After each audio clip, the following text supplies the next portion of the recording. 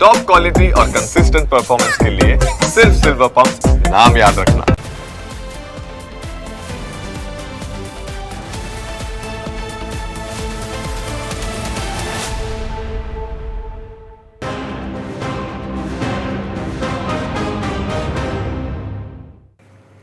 ગુજરાતનો કાયદો અને વ્યવસ્થા વધુ મજબૂત કરવા માટે હવે પોલીસ પોતાનું આક્રમક સ્વરૂપ બતાવવા લાગી છે। હવે જે પણ પોલીસને પડકાવવાની કોશિશ કરે છે તેને ગોળી મારવામાં ગુજરાતની પોલીસ એક ક્ષણ પણ વિચાર નથી કરતી। એક દિવ્યાંગ યુવતીનું શારીરિક શોષણ કરનાર ગુનેગારે અમદાવાદ ક્રાઇમ બ્રાન્ચની કસ્ટડીમાંથી ભાગવાનો પ્રયાસ કર્યો એ તો ઠીક, પણ પોલીસ ઉપર હુમલો કરવાની ભૂલ પણ કરી, જેથી પોલીસે પણ સ્વ બચાવમાં તેના ઉપર ગોળીબાર કર્યો। અમદાવાદના દાણીલીમડા પોલીસ સ્ટેશનમાં નોંધાયેલા દુષ્કર્મના કેસમાં આરોપી મોઇનુદ્દીન ઝડપાયેલો હતો।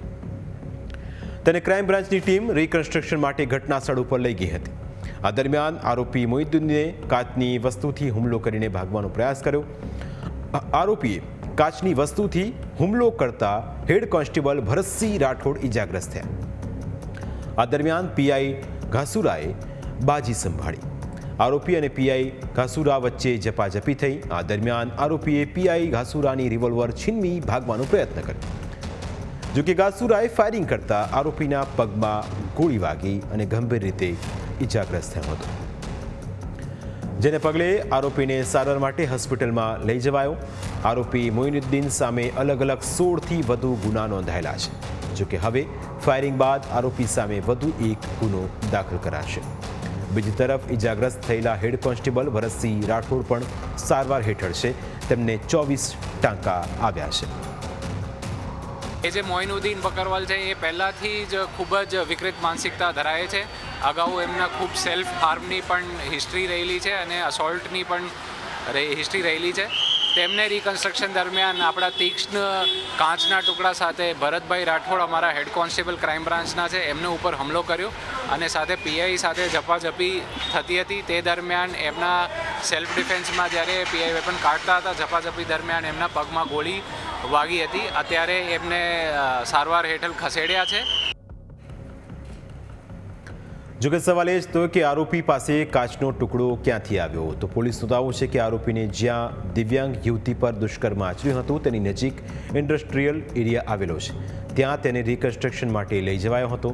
ઇન્ડસ્ટ્રીયલ એરિયા હોવાથી આસપાસ કાચ અને લોખંડ સહિતનો કચરો પડ્યો હતો, જેના ઉપર આરોપીની નજર પડતા તેણે અચાનક કાચ ઉઠાવી લીધો હતો અને હેડ કોન્સ્ટેબલ ઉપર હુમલો કર્યો હતો।